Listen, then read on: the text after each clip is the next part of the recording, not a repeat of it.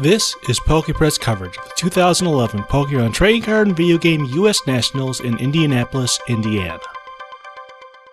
Hi everyone, Steven here. I hope you guys enjoyed my coverage of Pokemon US Nationals 2011. Now, I always shoot more than I need, and as it turns out there were some photos I wanted to show that didn't make it into my tour or any of my interviews. So I wanted to go through those. So first of all, I wanted to say I really like the way the Pokemon people take a generic space at a convention center or a hotel and sort of spruce it up and add their own decorations to really make it feel like a Pokemon place. So first up here we have these displays of Czekam and Reshiram.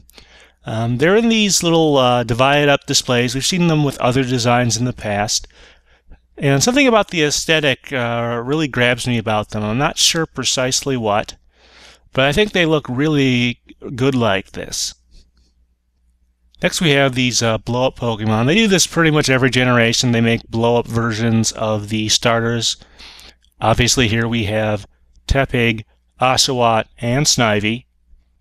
One thing that's always odd about Oshawott is, unusually for a Pokemon in general, it has that little frown on its face. I'm not sure precisely why. You look over at Tepig on the left, it's got that nice little grin on it.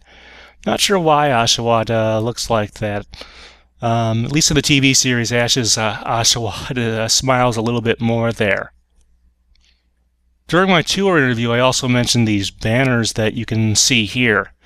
I didn't get a chance to throw in a photo there because we were going through so quickly, but it is just the standard stock art, but I think they really compose these well and do a good job of using color and whatnot, and really should take a look when you get a chance.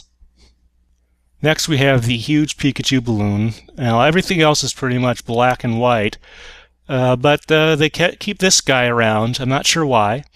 Just kidding. In any case, yeah, this thing is huge. I guess at least 20, 30, who knows, maybe even 40 feet across. And it just shows how large, as big as it is, how large the convention area is in terms of area. So these are the medals that were given out to the top finishers in each of the competitions. You can see on the top row the video game medals, and then on the middle and bottom row are the trading card game medals. So they've done medals for cities off and on for a while. What they used to do for the states and higher level events is they would give out these sort of glass trophies. But I think one of the problems with them is that, they're hard to carry, they're hard to transport. You have to ship them back, and then they just go in a cupboard or even a closet somewhere. So this year they switched to medals, and some people are happy about that, some people aren't. So what they have here, they have first and second place for the video game, first through fourth. I think it sort of ties into their idea that the Pokemon Championships are kind of like the Olympics, and that's one of the reasons they give out these medals. That, and they fit very well into your checked luggage.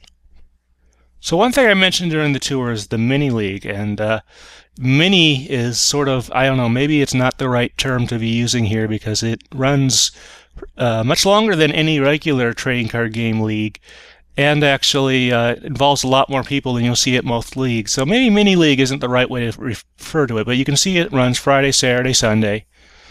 And basically, if you're not playing in the main event, or if you've dropped, you can go ahead and play in this. You'll get a Mini League number. You play a single game match, and then after the game, the two people come up. The winner picks two cards, keeps one, and gives the other to the other person. And you can also get some additional prizes if your card has a prize written on it. And then you just keep going through it. The only other rule is you can't play the same person twice in a row. So you will practically never run out of things to do at a major Pokemon event like this because of things like the Mini League. So this is kind of the last photo I wanted to show. This is a group photo of some of the staff that runs these events. It takes a lot of people to run nationals and worlds. At the top there you can see one of the Pokemon Company International employees from the Seattle office. And below that you see a bunch of the people in the orange and black striped shirts, and those are, for the most part, judges who oversee the matches, and they put in some real long hours and do some real tough work there to make sure the event goes smoothly. And in addition to these people you see here, there's even more of them, including, you may have noticed during some of my interviews, a bunch of people with green shirts on. Those are volunteers that handle some of the other tasks, like some of the more office work, I guess you could say, and making sure players get where they're supposed to be and stuff like that. I was actually a staff member at Worlds 2004. You can go ahead and look at your World Championship deck. If you look in the credits in the back, you'll find my name there. And so I have a great appreciation for what these guys do, and they're really a fun group, and they really put on a good show. So there actually are two more photos here. I wanted to give you guys a chance. These are a couple of the QR codes for Pokédex 3D that were on display there. I hope you guys enjoyed this these additional photos from US Nationals 2011, and I will see you guys around. This has been a PokePress Special Report.